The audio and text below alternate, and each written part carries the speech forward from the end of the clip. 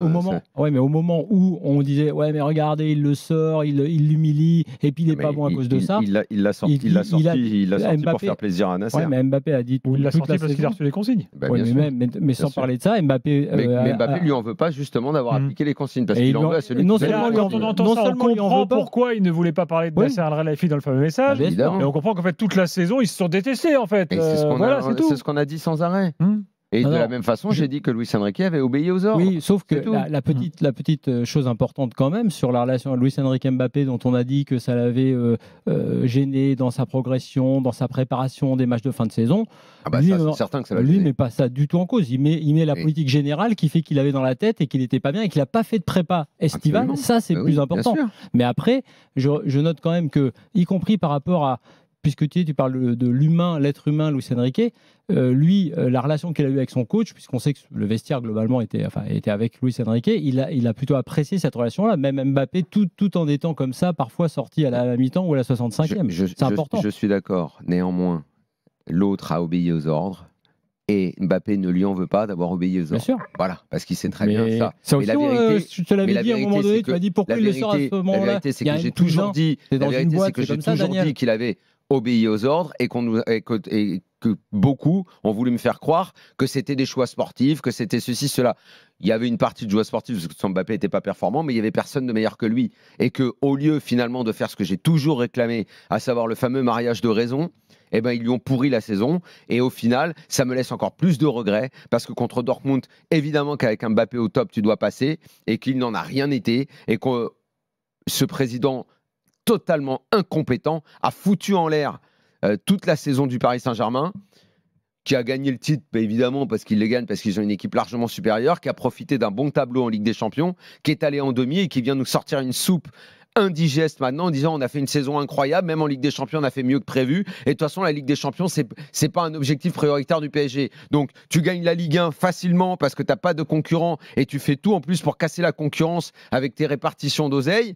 Et 2, la Ligue des Champions, c'est plus un objectif prioritaire. Les supporters du PSG regardent quoi alors en fait ? C'est quoi notre vie maintenant ? Il n'y a plus rien à regarder alors. Donc voilà où nous emmène ce président dont je me tue à dire qu'il est en train de tuer ce club. Et tout ce qu'on a entendu cet après-midi dans la bouche de Mbappé, et on peut disserter des heures sur c'était pas le bon endroit pour le faire, c'est pas très élégant de faire un règlement de compte, mais il a la haine. L'élégance, t'es élégant avec les gens qui sont élégants, t'as la classe avec les gens qui ont la classe. Lui, il n'a pas la classe, il est incompétent, il gère le club, il s'est embrouillé avec tout le monde. Toutes les stars qui sont passées dans ce club sont parties fâchées et ne lui adressent plus la parole. C'est quand même incroyable. Cette année, on m'a fait croire que Mbappé, c'était le diable. Ok, c'est le diable. Thiago Silva, c'est le diable. Cavani, c'est le diable. Tous ont été le diable. Mais quand est-ce qu'on va comprendre que tout ce qui se passe dans ce club n'a qu'un seul responsable ? C'est ce président incompétent. Mais tout ce qui arrive dans ce club, c'est ça. Bon, a priori, il a quand même l'air. Et même Luis Enrique, que je pensais indépendant, et c'est en ça qui m'a profondément déçu. A priori, ça ne changera pas. Mais évidemment qu'il n'a pas pu être indépendant et qu'il a obéi aux consignes. Parce que sinon, probablement qu'avec un Mbappé en forme, contre Dortmund, tu passais. Et oui. Et voilà. Qui a plombé la saison ? Ce président. Comme chaque année. Et après, il vient te dire, ouais, c'est pas grave parce qu'on a fait une super saison. Alors, précisons quand même que le PSG a réagi. Attends, juste sur ça. Avec un Mbappé en forme.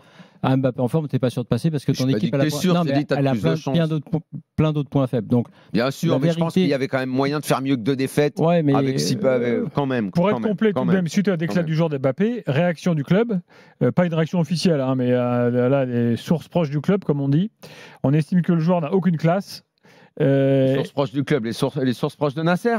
Ils sont classe autour de Nasser. Forcément. Mais je te donne leur réaction. T'as des gratteurs et des raquetteurs autour de Nasser. T'as que des types qui sont là pour croquer de l'oseille et qui lui montent une tête comme c'est pas permis. Et donc la fameuse source proche du club dit le problème, c'est que quand Mbappé dit quelque chose, tout le monde imprime comme si c'était la vérité. Bon, voilà ce que comment se défend le seul point qui va pour charger un petit peu la barque de Mbappé quand même, parce que dans cette saison, si tu racontes l'histoire, le storytelling c'est important. Et tout ce qu'on a dit, tout ce que tu as dit sur Nasser, je plus sois, il y a aucun problème là-dessus. Ça fait des années qu'on le dit. En revanche, c'est aussi une façon, c'est pas le fait d'être inélégant parce qu'il l'a dit. Après tout, il faut bien qu'à un moment donné, on demande aux gens qui disent les choses, il faut qu'ils les disent. Il a attendu un petit peu que les célébrations soient terminées, qu'ils soient au Real, ça me choque pas. En revanche, sa propre remise en question. Quand il dit et qu'il fait son bilan en disant, vous savez, moi, rien que le fait d'avoir réussi à rejouer, c'est l'exploit de ma saison. Ça, c'est bidon.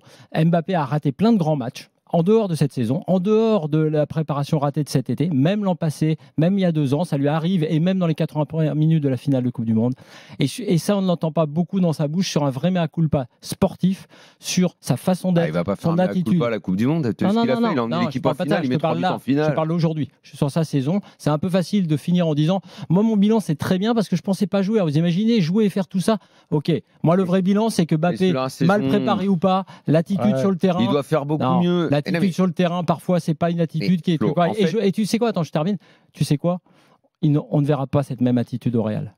Et bien sûr. On prend le pari. Enfin, tu le sais, on ne verra pas. Mais il est là le problème. Sur le Real, le problème. Mais oui, qu'on va comprendre au-delà de Mbappé. Il y a peut-être un respect des contrats différents au Real. Ouais, puis l'institution. Au-delà. Regarde, t'es prêt à y aller pour 3 fois moins d'argent, mais par contre, tu. Eh ben voilà. Mais en fait, tu dis tout finalement. Quand est-ce qu'on comprendra que c'est un leurre? Je suis triste de le dire aux supporters, en règle générale, pas qu'au PSG, mais les joueurs de foot jouent très peu pour eux.